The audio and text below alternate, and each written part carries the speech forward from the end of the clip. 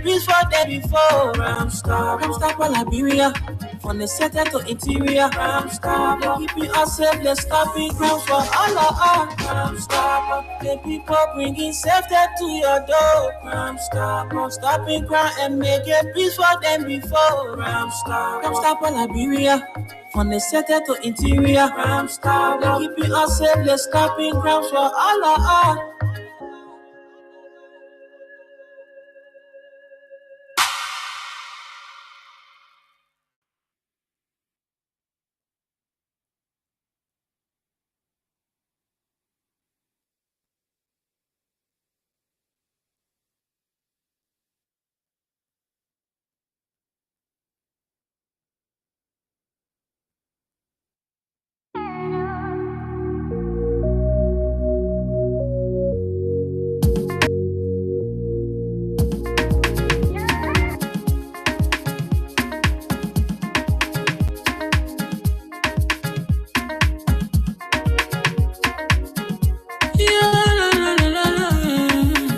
It's about music.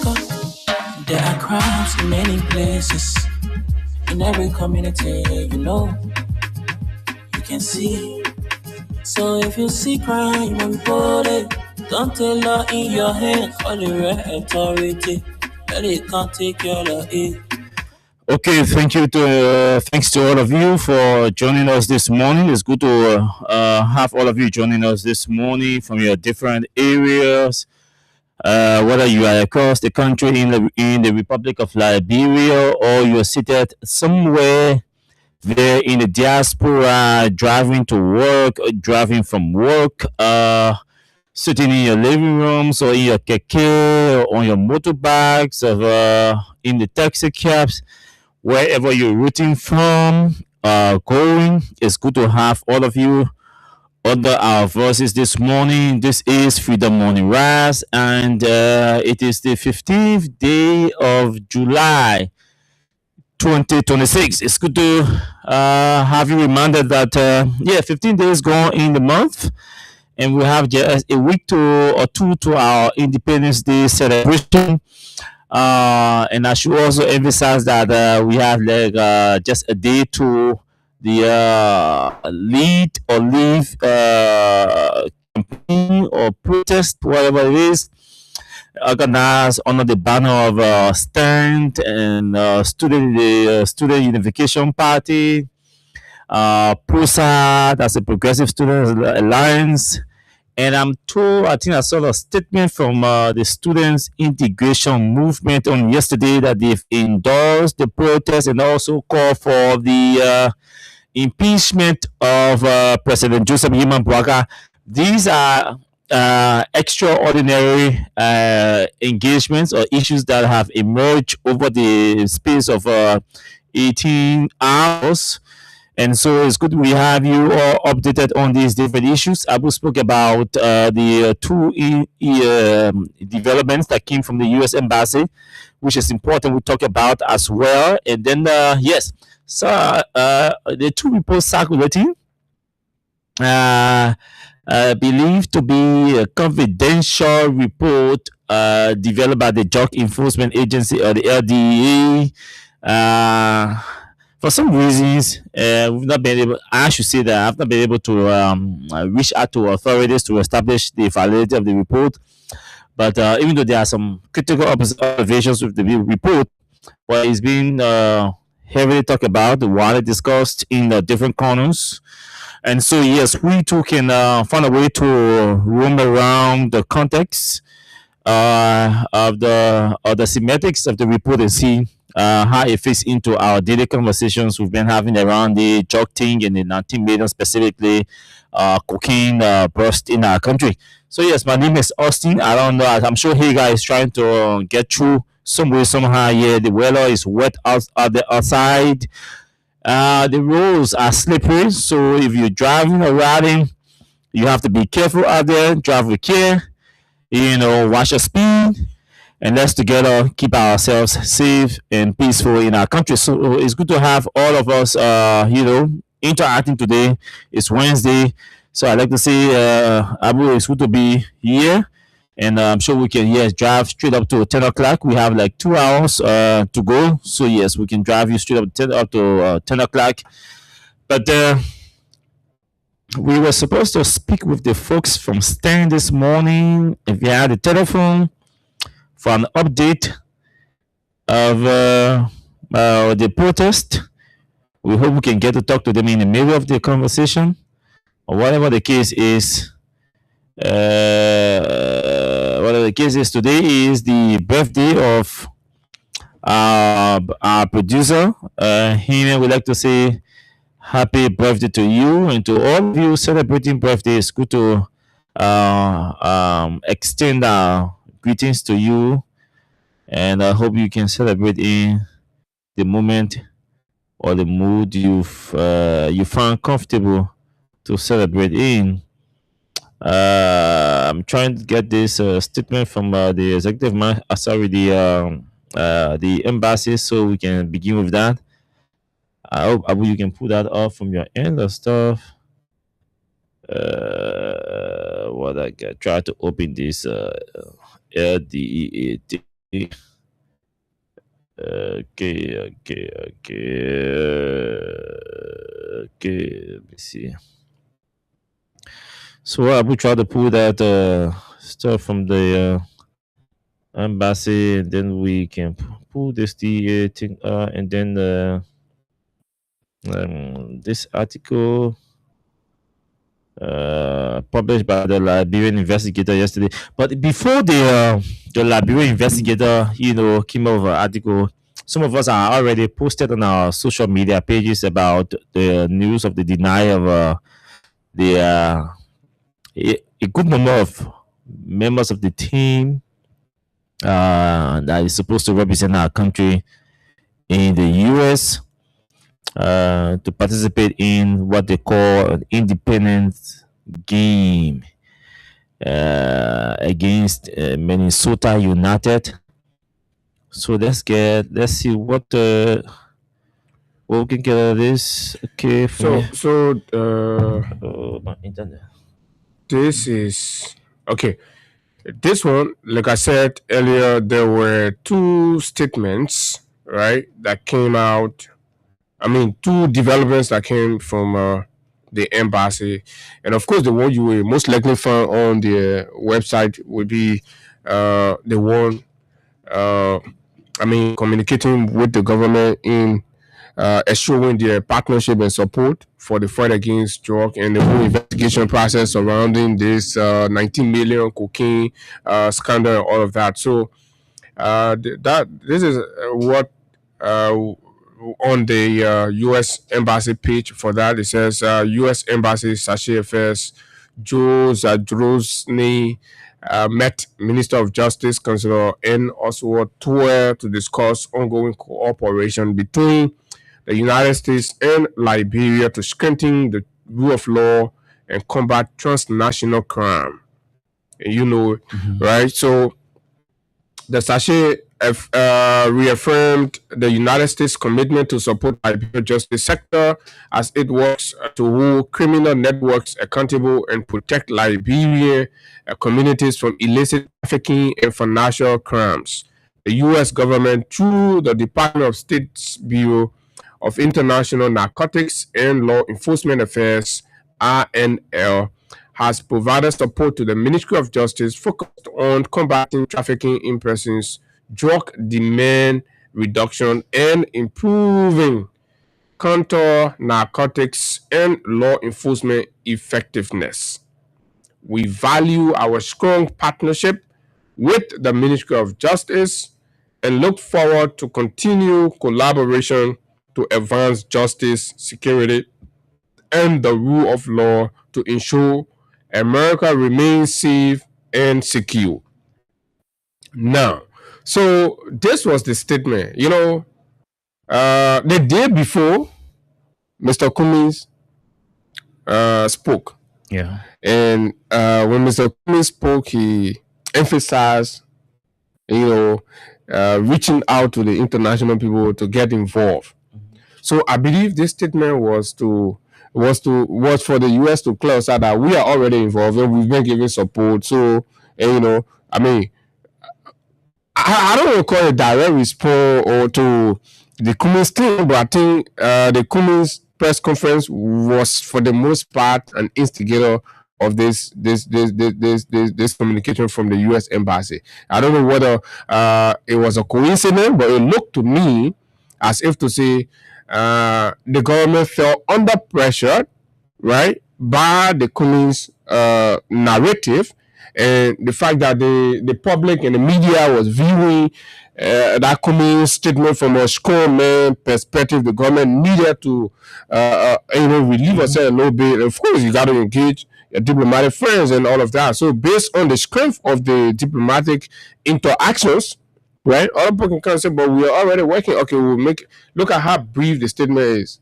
And right, it is a good thing in the midst of such a crisis, right, for a partner like the U.S. Embassy to come and see. So it gives some degree of relief for the government. I mean, at that point, yeah. So when trust is being lost, confidence, and everything is going away, and then a credible partner like the U.S. Embassy issue a statement to say, you know what, we commend the Ministry of Justice or the Justice Department in Liberia for the work they are doing, and in fact, we continue our support to them.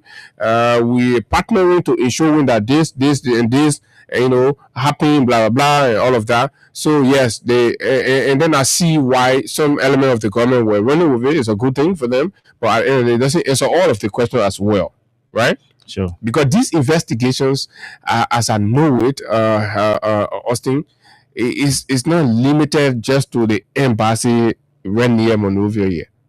It's far beyond that. And the capital themselves getting involved, and several departments are getting involved with it. So have it also crossed your mind that Sachet Affairs critically will still be in charge of the embassy and all of that, and there was no news or conversation about a proper ambassador coming to take charge. So all of these are conversations you gotta be looking at. So yeah, you can have the Sachet Affairs, the interim, issuing one or two statements, but all we demand and ask our government to do, please don't take your eyes off the ball, right? Because this is about our country, it's about the young people, it's about the repetition of Liberia, the repetition of our passport. Tomorrow, Austin can get an opportunity to go and call an event in the U.S. The passport has to be accorded the relevant a diplomatic courtesy as ensured within the Vietnam Convention, but when your passports start to be treated in a certain way, and then the reputation of your country start to go down internationally, it affects everybody. And this is where the government has to really step up the game. And on the other end, like it was reported by our media institution with the denial situation that you all posted on and all of that. So people are beginning to tie it in. I don't know how they it fits very well, but people are beginning to tie in, especially looking at the circumstances and the timing, right? So is America trying to further tighten her borders? Is America trying to further tighten, people living from Liberia to America to the extent where even people bearing our national flag and representing the country at that level, right, are being subjected? We saw this thing during the World Cup, right? Countries that qualify their entry were being screened. So it's like being placed in this category. Is it happening practically now? We're beginning to see it. So no matter what it is, whether the Lone Star or the whatever, no. Some other stories I heard about 10 men delegation or whatever the case, being denied. But I think it's a cause for concern. The government has to speak to us. It is. And I read what the Liberian investigator posted or reported on yesterday, Abu. The United States has denied visas to most members of Liberia's national team delegation, casting doubt on the Lone Stars playing international friendly against Minnesota United 2. The match was scheduled for July 26 in the United States as part of celebrations marking Liberia's 179th Independence Day. And this is the meat of the matter. The Liberia Football Association initially submitted a delegation of 25 people. The list was later cut to 10. The first thing they called it 10. Dropped 15 persons. Of the 10 applicants who attended visa interviews at the U.S. Embassy on Tuesday, 6 were denied. 6 were So denied. after cutting it to 10, they denied They 6. denied 6. Only So- 4 saw green light. The fool. And let's say all the people on the field are 11. 11 men are playing. And of the 4 persons include officials. Technical staff. Yes. So the LFA Vice President Sekou Kone was the only official confirmed to have received a visa Out of the 4. The LFA has confirmed the denials. The Liberian investigator has learned that the match is now expected to be cancelled. Now, if they But, Yeah. only 4 people, all of the 4 people, only one person that be that later in the air. My- All of them stay on administration. administrative process. So, but this is it, Abu, and I think, like you said, our folks from the Unity Party have got every reason to try to run around, with this U.S. government reaffirmation of their commitment to Liberia, of their support to the joy and the involvement in the fight against this, the investigation of this 19 billion cocaine thing, which is obvious that the U.S. government will not come out and say, "Oh, we are not involved with your investigation." Diplomatically. Yes. Okay. So it is obvious. So I don't see why they're running around. But what they didn't consider is what you just made mention of. A political leader, a major actor, and an influential figure within the international community had already spoken, and I should say addressed the nation. In his address, he announced that he was going to lead the process of reaching out with his friends in the international community to ensure that the ongoing investigation is more transparent, accountable, credible, reliable. Because he believed that the investigation was not proceeding in a manner that we expected to proceed. Within 24 hours, the U.S. Embassy comes out and say, "Excuse me, Chief, sorry, we acknowledge." Yeah? For me, diplomatically, the U.S. government acknowledging receipt of Mr. Cummings' message or call for an intervention or involvement in an investigation. Considering that, okay, it's possible Mr. Cummings may not be aware of our role or that we are playing a role in the investigation, it's important we communicate in this tone to inform Liberians and the followers of Mr. Cummings that the U.S. government is playing a role in this investigation. Clear. So that the government will not start feeling like, Sure. because it's that relationship now. Sure.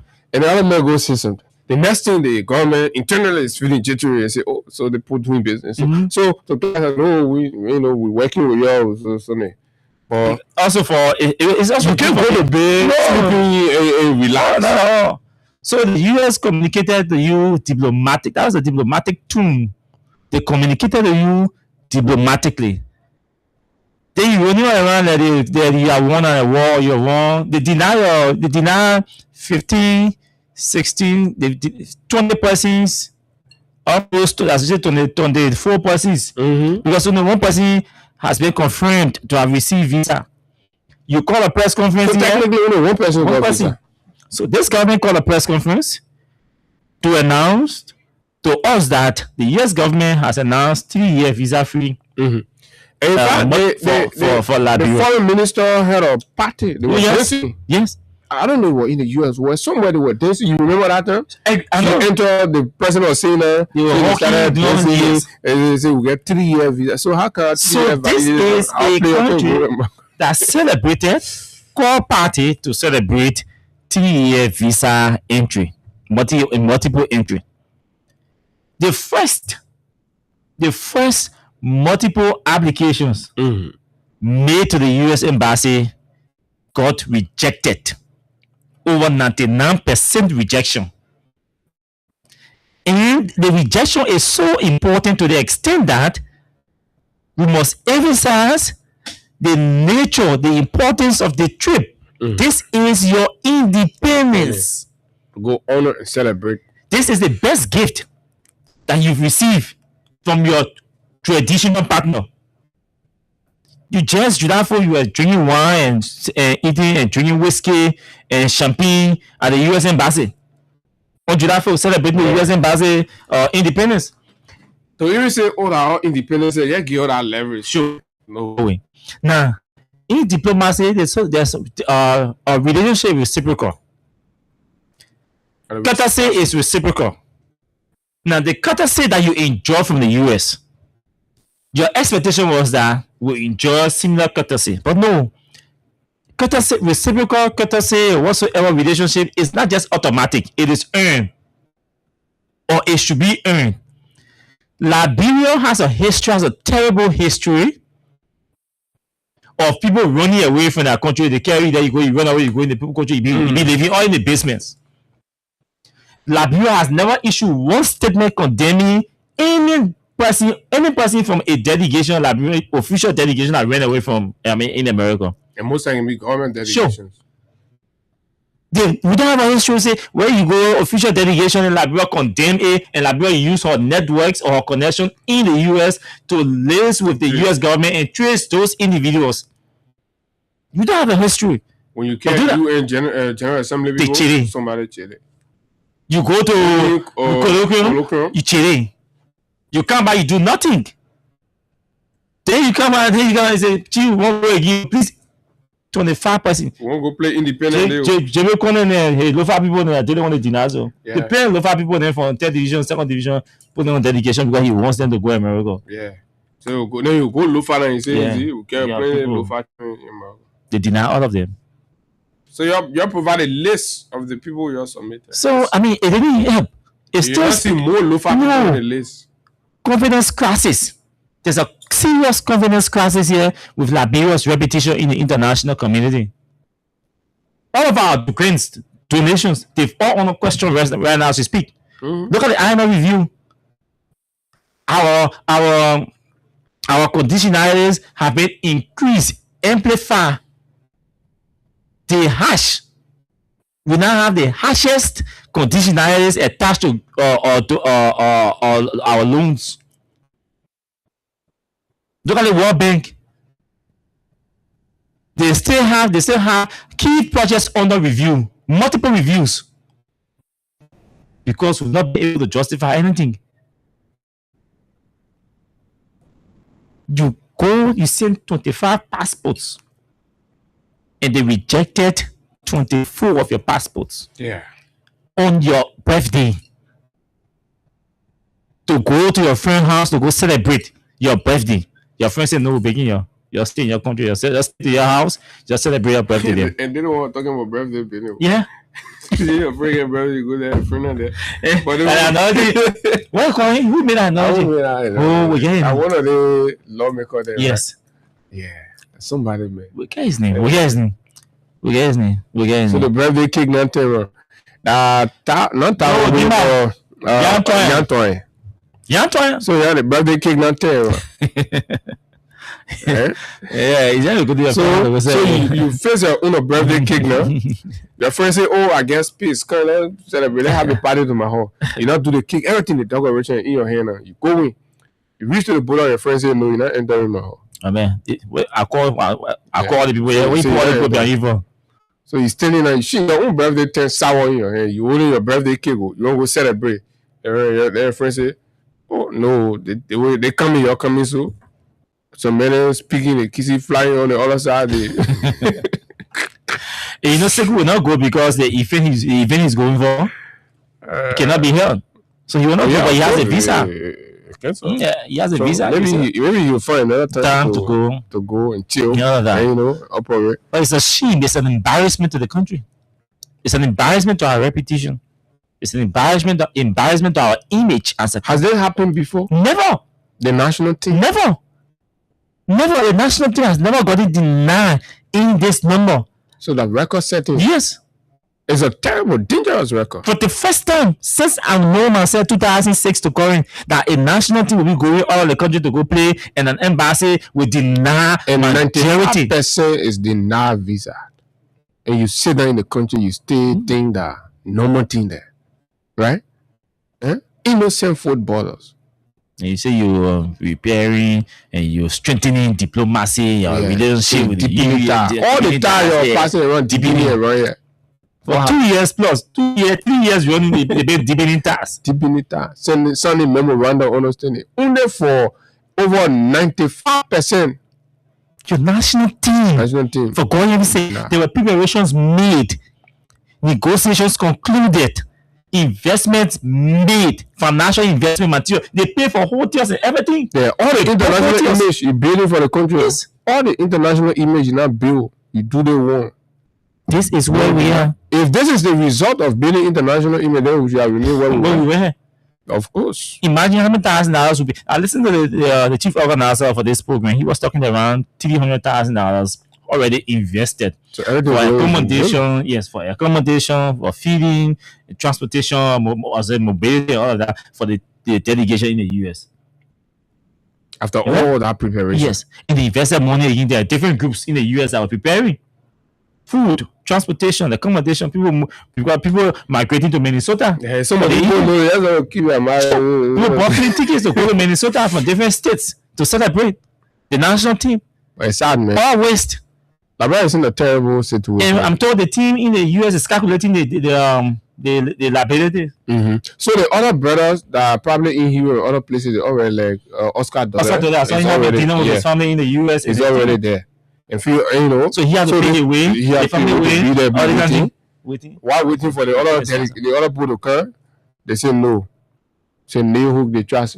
This is a friendly encounter, Abu. There are Liberian players actually playing in the US and closer to Europe. To the US. Oscar Dollar left Europe and went to the US. So the team could have easily gotten visa for residents who have residency in Europe, right? To go and join the other players in the US and play in a friendly encounter. Maybe you have to let our Cyprus players all of them together. Then maybe the shame will be. Sure. We have over 60 to 70. I'm told with the current foreign players, players we have playing abroad, they were more than 275. In my family in Rwanda, I'm sure they were not going to deny a visa. No, they could just fly for yes. It's about, it has something to do. Because you want to carry Lofa, Jigwe Konen, yeah, it has a lot to do with the state of the country today. And we have to think about that, Austin.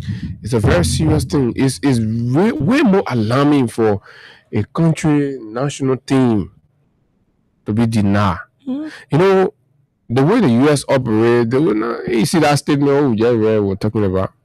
Exactly what they would do. Tell you. But, this is a warning to all of us.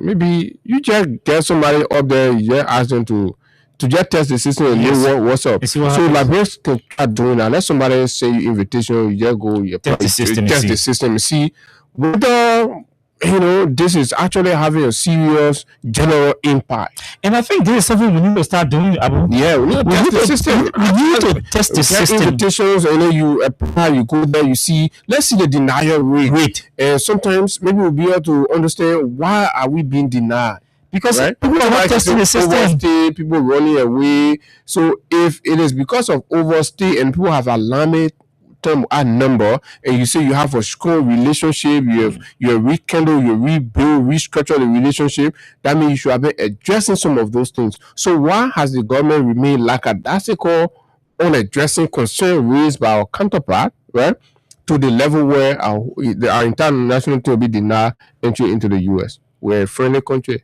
always supportive of America. Every Liberian child talks America, breathes America, lives America. So, I mean, you may want to say it's not a fair thing, but again, you want to ask the government, how well is the government handling leadership to project a kind of reputable reputation that America will never, dream of denying Liberians, because they always see it as a safe place. Have we lost that position with America? Are we at the point where America sees us now just as she sees any other country that they have always had historical fear towards? It is one we got to think about it deeper. National team, we're talking about the other official go that I will understand. But national team players, right? Wear a flag, fly a flag. There's a serious confidence issue of Liberia and the US. Serious confidence issue. That the US cannot say, okay, if we have confidence in the leadership of the government, we believe that they will be able to work honor or work within the confines of our immigration policy we have here. We trust that Liberia will be able to bring the people here and carry them back as they came, so we can issue them the visa. They will have a conversation. Yesterday, you read the Shashi affair had an induction with the Minister of Justice. Anybody can assume anything behind the scene. Whether there was an official communication to him to explain to him what's happening, what the problem is, what Liberia needs to do. Look, gentlemen, from what indication, your denial rate, your overstay rate is high. And we've been reporting it, publishing it from 62% to 67% to 85%. This is unfortunate. We've not seen the government taking any concrete step. You are the Minister of Justice. You lead prosecution in our country. You preside over the justice system. You have a deep connection with Interpol. You've not done anything to be, to build relationship and give us assurance that your people come in, apply for visa, visiting or whatsoever. You will be able to lead the charge to have them return to your country. We can't continue with this. Any kind of public education to reorientate your citizens concerning, and there are 2 to 3 critical areas. There might be other things that the American will consider a red flag to a larger extent. You see the human trafficking thing, which is that there. That latest one exactly. That latest one was okay, and this is what the government has been reneging on.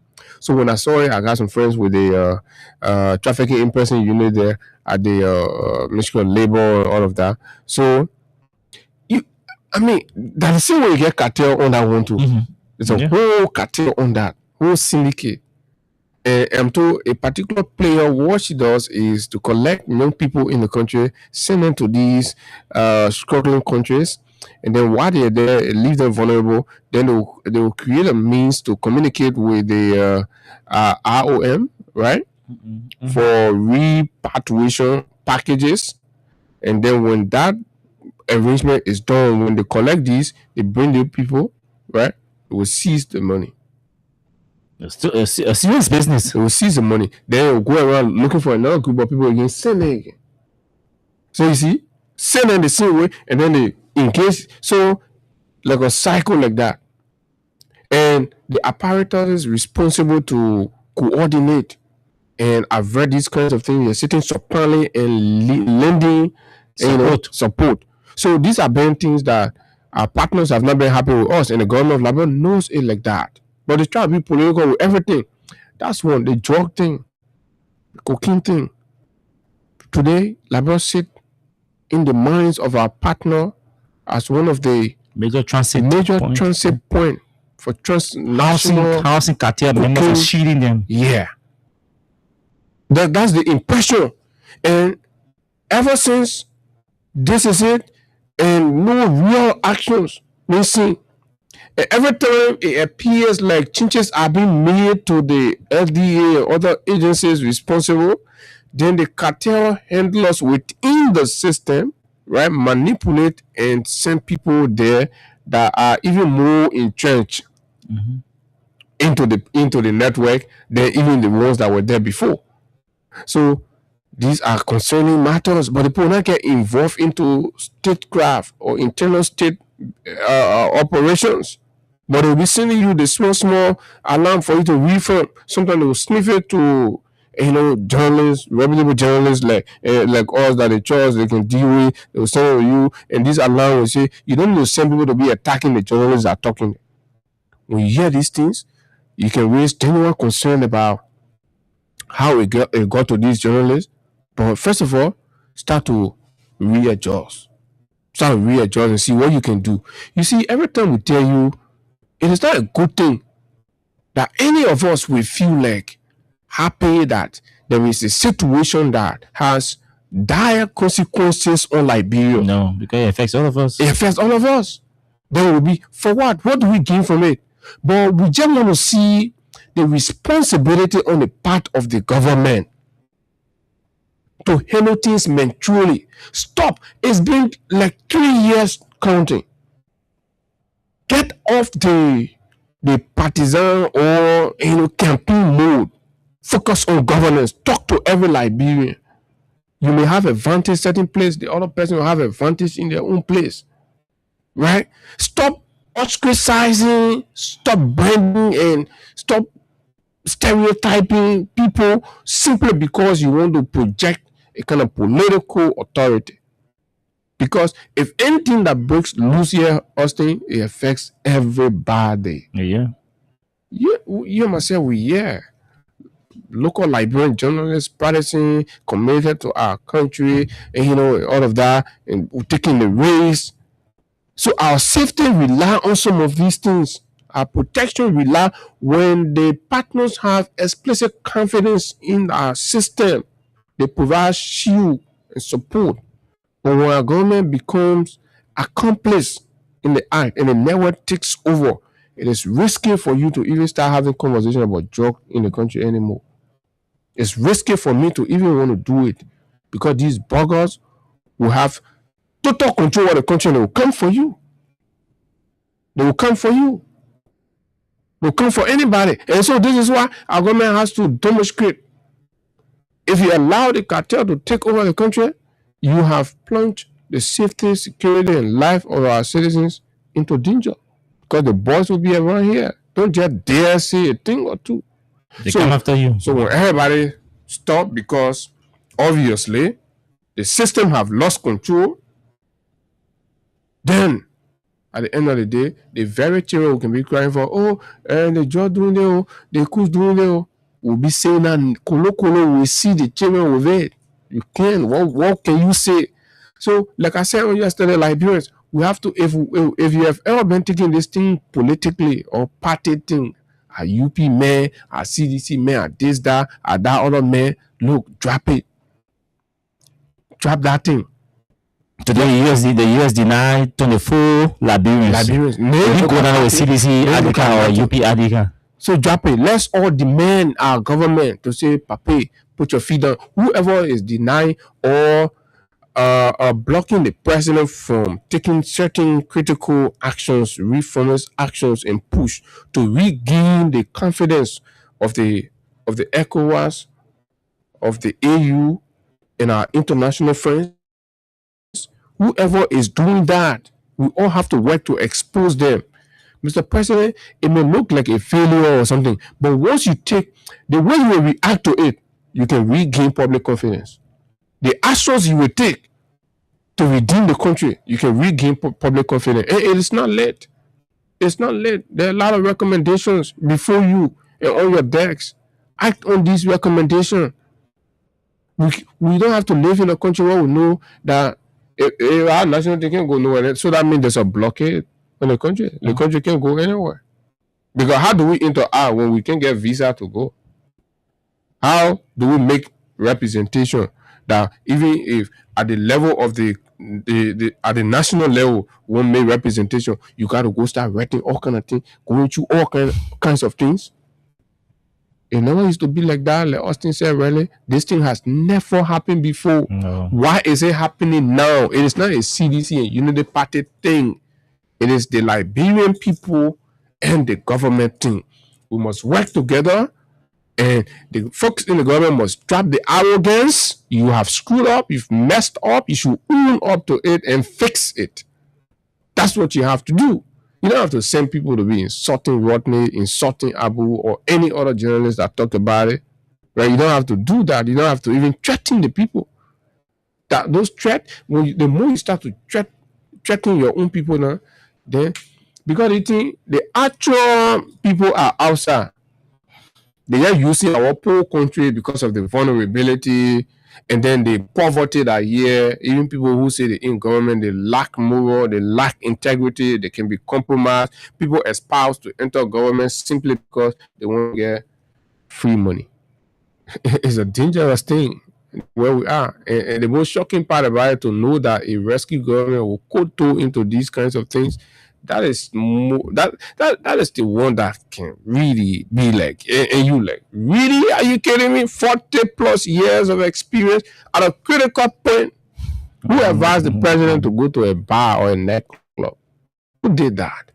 Why did they do that? Right? What message they wanted to do? So, Tantan, you have no other time to launch your EP. Couldn't that EP be suspended and allow the president to focus on this drug crisis and investigation thing? And after we have succeeded, and then you can have that party we always attend.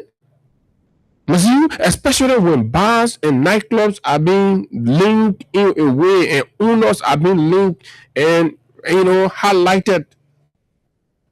Then you take the president in the midst of that, and they have advisors, security advisors, national advisors. He was there. All of them were there, right? And all of them drove. They went there. So when people start to say that there are powerful people within the executive that know something about this, and you believe Liberians should just pass over that, why are you treating the old man like that? God bless the man in his latter years and reward him with the highest seat in the country. And he decided to call you around and say, oh, you can't help me. Let's do the thing. When they finish spoiling the ball, you will say the ball, that small ball job, that B-man job, small ball, so you can. Then you're exploiting the man. You're the B-man. Give to the B-man. Then you exploiting the man, and the man saying no. As soon as you put Mago phone for that, and you just say, oh, you finish solving all our problems. You don't mind that opposition. But Papa, you're disconnected from the reality.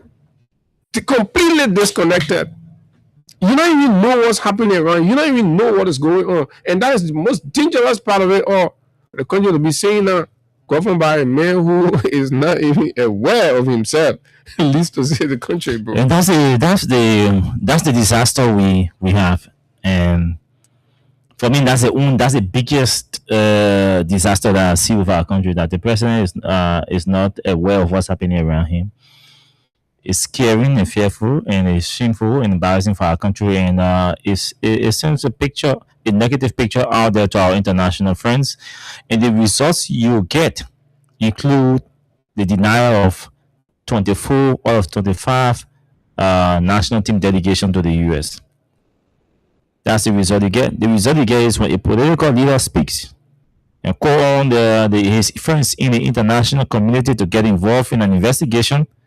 The international community, the US government will come out and issue a statement to acknowledge receipt of that call and justify or explain the role or inform the public that they are playing a role in these investigations. This is the result you get. So, folks, so this is where we are.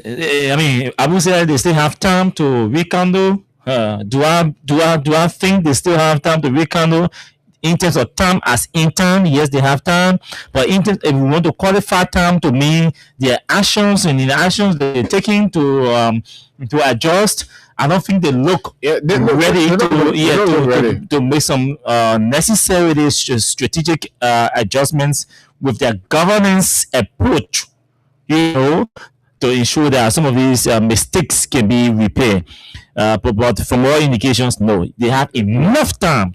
3 years, 6 months, 5 months to go, enough time, just as in time. If we qualify time to their approach, their activities, their actions, the decisions they're taking, I think they're not prepared. I think they're way behind time if they to address some of these issues. But again, we are here. These microphones are here. The platform is here. We will continue talking. We will continue engaging. We will continue investigating to bring to you some of these misguided decisions and actions of the government, so you have an understanding. So it prepare you for a change in 2029. And for us, we think we can fight. We're not prepared to throw blows or discharge bullets. The only fight we can do is to sit here, use our time, our energy, and make the sacrifices, cut our sleeps in the morning to ensure that we sit behind these microphones and engage in the government to ensure that you get better life, to ensure that you get better homes, to ensure that you get better communities, to ensure that you have access to safe drinking water, to ensure that you get better, stable, cheap, affordable electricity, to ensure that your roads are good, the transportation fares are reduced and affordable for you to move or commute from one point to another point, to ensure that education becomes the quality of our education is upgraded, is improved, and accessible as well, to ensure that our health care is improved, is upgraded. Our nurses, our doctors can get paid on time. They can get trained and medications in the hospital. That when patients go to the hospital, they can get treated with for less or little or nothing, attached to it. This is the Liberia we envision. It is because of these things that you see us here making these sacrifices to have government under pressure. We prefer UP people calling us names and ensure that you have better life to live than to align with the misdeals and ensure that you perpetuate in poverty. So you make the choice and you be the judge and see what we're doing here is wrong because we're checkmating or chastising Mr. Brocker. We told you the other day, we always tell you, if Mr. Brocker is saying that we have and say, Papa, you're not president again, we are done with him. We do not hate him. Yeah, that's correct. We are checkmating him, we're chastising him, we are beating on him. They're not even call him. No. Mrs. Stelly is she's sitting there quiet. Sometimes she has a birthday. If you get time, you go there. You with her or what have you. You driving by, you got asked, you say, oh my, let's stop to say how, how's everything? You pass. Nobody talks about her anymore. Because she's not president, she's not in our way of in goes to supermarket, and people are there. Yeah. If you're able to remember her legacy, you celebrate for it, fine. If you can, that's it. But you can't do anything. You can't do your private life. So Mr. Brocker is in public life. He's presiding over our country. He's in charge of our country. He's making critical decisions that are tied to our survival. Yeah, then you try to alienate people with a whole critical view. For you to live in the community and survive. For you to drink water that will not kill you or destroy your cells. For you to have access to electricity that will show you the importance, what the quality, what life means. For you to go to hospital and get quality treatment, good medication. For you to go to school and sit in classrooms that are decent and sit under teachers and instructors that are sound, well trained, well educated, to have good roads that will not risk you being running into accident. All of those decisions, brother, all those things, they are tied to the decisions that one man is in charge of making. And you think your life is not tied to who becomes president for this country or the decisions the president will make or his lieutenants? So see Mr. Brocker as just one old man here. Don't see him as a president. As a man he's a driver of a vehicle. All of us, the car is called Liberia. That vehicle is called Liberia. The vehicle only has one driver. That driver, Joseph Brocker. Imagine. And when New Year coming, everybody can do the resolution. Yeah. All that resolution you can be writing. But in a country, to pave the way for any success in that thing, the condition that must allow for that to happen has to be sanctioned by the man who is the president. Across all sectors. You want jobs. So for you to achieve that vision or that resolution when you get sick, if the man is showing that the medicine in the hospital on time, quality medicine. And this is why I should will go to the report. And the good thing is, Austin, I'm still waiting if there has been any kind of official debunk to the report that circulated. It's I'm not talking about one man thing you need there. You know, call you say this and no. I ain't talking about that one. But I want for government or abroad to say, you know, we categorically rebuke or deny, you know, that report and blah, blah. Of course, if it is the case, I mean, people in the government has it now, and this thing has been around, right? Yeah. And right now they're even questioning basically the source. And these too many things came into why they document did not come out the time it should. Yeah, and some of us we have to say, we have to be fair to our audience, you know, to speak about why these documents didn't come out ever since. But in confidentiality is key. It's key. You have to respect your sources. You know, when they trust you, entrust you with information, they will.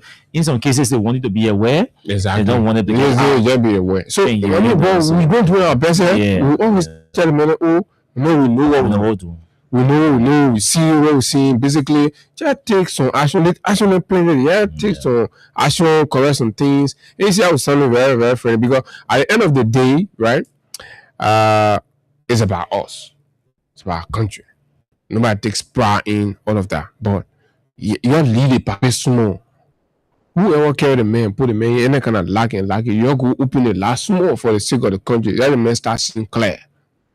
And that man start seeing clear in it. Here's a rule. Right? So, yesterday, our friends in a House of Representatives took a decision, and I should just read what the Liberian investigator is reporting, so on. So they said Tuesday when the House of Representatives approved a controversial resolution to expand electoral constituencies from 73 to 89, sending the measure to the Senate over unanswered questions about who actually signed it. The resolution seeks to establish a new constitutional population standard under Articles 39, 80D, and 80E of the 1986 Constitution, enabling the National Elections Commission to redraw constituency borders or boundaries using the certified results of the 2022 National Population and Housing Census. If enacted, the proposal would create 16 additional electoral districts while keeping Liberia below the constitutional limit of 100 constituencies. But the measure did not pass without controversy. Before the House voted, Grand Juda County District 3 Representative Jacob Deby questioned the committee's assertion that 50 lawmakers had signed the resolution and demanded that their identities be disclosed before the House proceeded.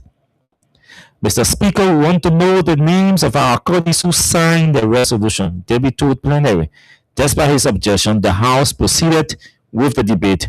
Margibi County Senator, Margibi District Number 2 Representative Ava K. Jones subsequently moved that the House adopt the report of the Committee on Elections and Inauguration and approved the resolution for transmission to the Senate. The motion was seconded and carried by plenary.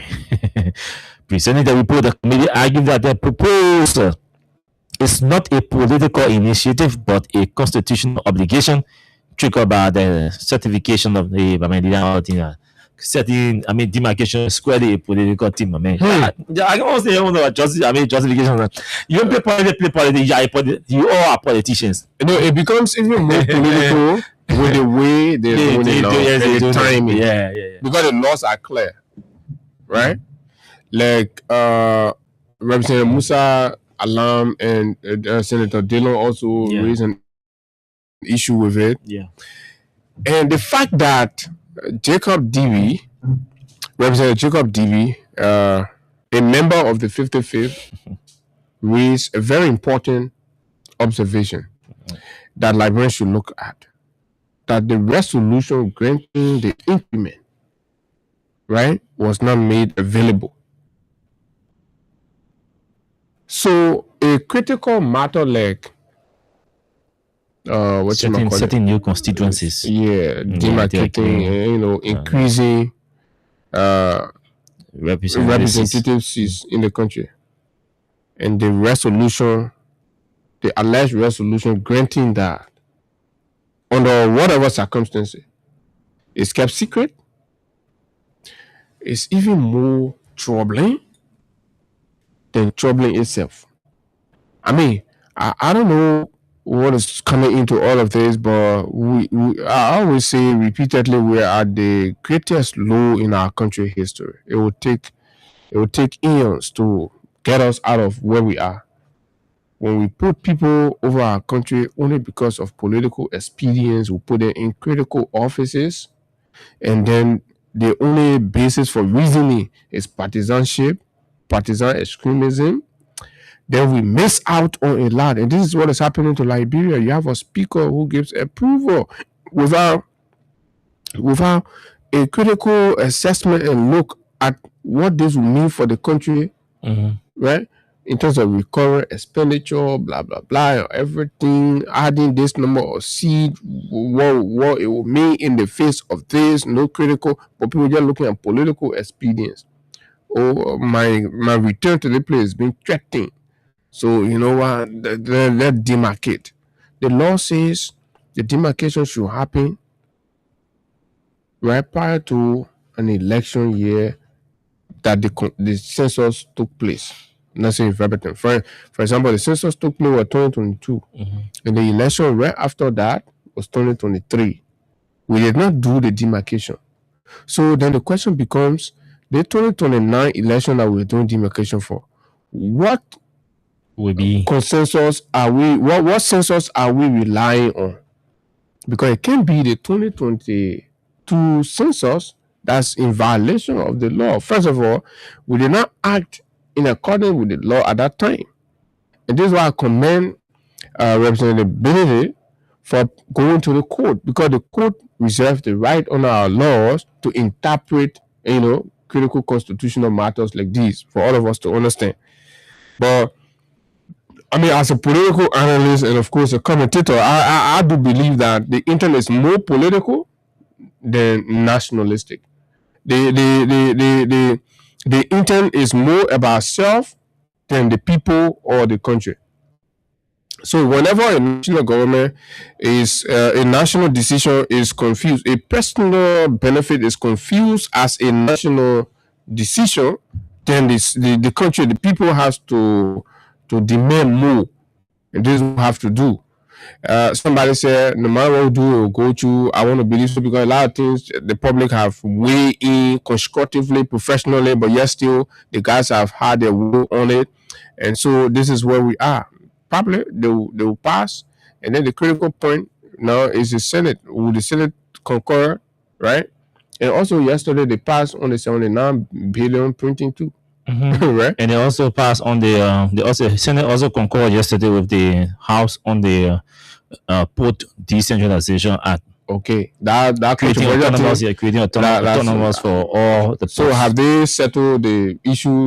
Maybe we need to see what they just passed now. I really want to also have a conversation about that tomorrow to spend our time on that bill, because my president of the Senate leadership also on yesterday, just after they passed the. Exactly. So maybe they're in sync on the subject now, and this is where we are going to be going, and it's quite frustrating to some point. But we see these are the leaders we have. These are the views about moving the country forward, right? But is the country actually moving forward? And no, absolutely, and everybody will agree. Even if you go down water side, everybody will agree that the country is not going anywhere. But the leaders are convinced that these ultra-viral decisions they are taking daily are moving the country forward, but technically it's moving themselves forward while the country is lacking behind. So let's try to place it in the context of the Constitution as being argued by some senators. I think I read two comments from two senators, and there are other representatives who have argued, who are also arguing. Mr. Benedict has issued a statement. He said he's going to court, which I don't agree with. But let's see how it plays. And and I will tell you what another. Why you think you shouldn't go to court? So, If there are constitutional confusions, you go to the court. No? I will tell you why I think you should not. What I think is inappropriate. But again, these are all exercises of political. These are all exercises of political rights and all of that. So, but Article 39, it says it maintains that the national legislature must cause a census of the Republic of Liberia to be undertaken every 10 years, which we are talking about. This census serves as the empirical data required for national planning, resource allocation, and the fair distribution of political representation. The fair distribution of political representation. That's Article 39. One is that census should take place every 10 years. Article 80D says, talks about the constituency threshold. Article 80D defines the constitutional framework for drawing electoral constituencies.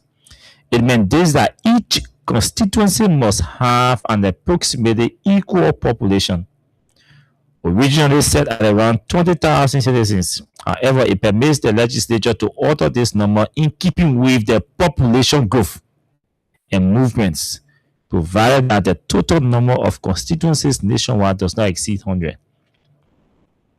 So we can operate beyond 100 districts in our country. We can get 99. We can get 98. We can get 100. If we want more than 100, if we want to start with the population growth, and then we have to go and amend the constitution.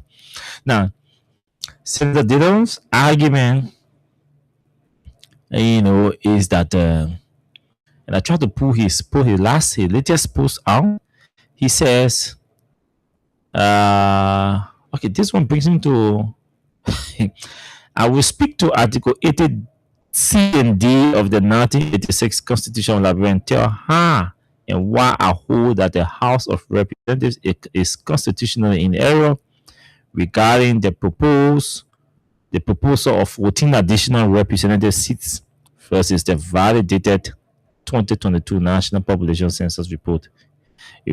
So, but for the most part, this is where we are with constitutionality, and I believe. Do you agree with them? I don't entirely agree with the constitutional. Yes, with the yes, there is a serious one too, and then how do we fix that? The Senate has to. The Senate will have to send it back with the Senate has to correct it. The Senate, that's why they have to concur on or reject, and they have to reject or deny it with the different corrections, because the laws are just clear. And I don't know why our lawmakers can be making these kinds of elementary mistakes. And you don't need to be a lawyer to understand this thing that's written called our constitution. The law says after every 10 years you must hold census. The purpose of that census is stated in the law. The purpose is stated in the law. Resource allocation, constituency demarcation. Then you go to plenary, you go judiciary. Just the exact conversation Abu and I were having it the other day. Your responsibility is to validate the census and authorize the demarcation. Your responsibility is not to set or to determine constituencies per counties. That's what the House has done, and that's where the constitutional violation is. Because the law says you must authorize the census, meaning you must validate the census report, which was done in 2022. It means the census should have affected the 2023 election. From 2022 to 22, 23, 24, 25, 26, 27, 28, 29, 30. So 2030. So another census will be held in 2030. So this census, I'm told, was suspended or some other reason. Okay, the census was not completed. Okay, because it said it reached 98% completion. So I mean there was no census done. So the census was not completed in 2022. They were at 1997, 98%. So after the 2023 election, let's just say, okay, we have completed our validation, our census, everything, and then we submitted the report to the legislature for action. The legislature reviews the census, they reported, they saw the data, reviewed the data, and validated the census report. And then on the basis of our population growth or the census report, they decided to authorize a demarcation, which they didn't do. They didn't authorize a demarcation. They themselves sat down and started apportioning districts. So they say we give Montserrat, for example, 6 or 7. We give Nimba 2. We give Bon 1 or 2. They themselves started doing it, which was wrong. All you need to do, validate the census report and authorize demarcation per the population growth. Next, we sit down, review the census report, review the numbers in the report, and say, okay, we have 5 million, 5.2 million, 5.5 million. So you set it at either 35,000 or you set it at 40,000. Then next we do the redemarcation of the constituencies. That's how it works. So we expected yesterday that the House would have voted to set the constituency from 30,000 to now 35,000 or to 40,000. Because I remember in 2012 they set it at from 20,000 to 30,000. So once it's 30,000, it means 30,000 in P0, on Kerry Street, it means that one constituency. Now we've experienced population growth. It means they are supposed to set the constituency now. A new threshold. So since there's population growth, we will increase from 30,000 to 35,000 or 40,000, or we keep it as it is due to financial constraint. But he say, tell them how many districts, new districts in Montserrat 6. Tell them say we have new districts in. So how they going to do that kind of job now? You already done that job. Then the other question is, how did you arrive at a 6 seats allocation to Montserrat? Suppose Montserrat is supposed to get 10 seats per the population. Then they let the small men we were selling, they gave us 1. They gave them nothing. Then they gave Meriden 1. I think River says in one other county they didn't get any seat. You have to be fair. That's how they say the Constitution say the fair distribution. Fair distribution. Because it's not only about seats, No. it's also about money. The resources of the country should be fairly distributed. So first thing you have to establish the number, the threshold. So if you don't get money, don't set threshold. Keep it as it is. Because when you set threshold, it means you are bound to expand or increase our budget. We're talking about 21 or 23 new seats. If we go by what the House establish 23 new lawmakers, with each person having 21 staff. I see your money there. 23 new cars. 23 meaning 2029, 23 new lawmakers. Yeah, what the House. We hope the Senate can reject that and maybe modify call on and meet again. Once the Senate does not agree, they can form a committee, a conference committee of the House and the Senate. Then the two committees will meet in the conference and then settle the unsettled issues and then proceed. But even if the Senate concurs, I'm not too sure the president is going to sign that. I'm not too sure, and I don't think the Senate should concur. We can't keep violating our constitution for to satisfy our political egos. We can't keep. And Mr. Bailey says he's going to court. I don't know what he's going to tell the court to halt the decision or to not listen to them. So what I read, I think what Mr. Bailey is trying to seek, and I think that all Liberians should do, And that's why I think I support his approach instead of being agitated. You want to support me approach? You want me to want to support me? Yeah, I want to say my own. So say you keep your own. So let me see. Because the thing about it is, so other people may want to be agitating and creating pandemonium, and they say, you know what? Me, I want clarity. Yeah, you know the passage of the passage of the bills. It is a whole process established. When that process is not exhausted, and you go to court, mafia, you go to court, the court tells you, but no decision has been made. Yeah, so but until you get there, you too can predict the court's reaction. We've seen Georgie from the history of the legislature and the lawmakers going to court. There are records there. Look at the referendum. You know that the man is not challenging. I said the law has been enacted. So you don't wait. So you can wait for the damage to be done, right? A passage happened. The House passed a resolution that is subject to, right? No. From the House level, the man is now taking the entire legislature to court. The House took a decision that he raises fundamental constitutional questions over, right? So the action of Mr. Berede is not to say that the House may not work on it, but kindly interpret for me, right?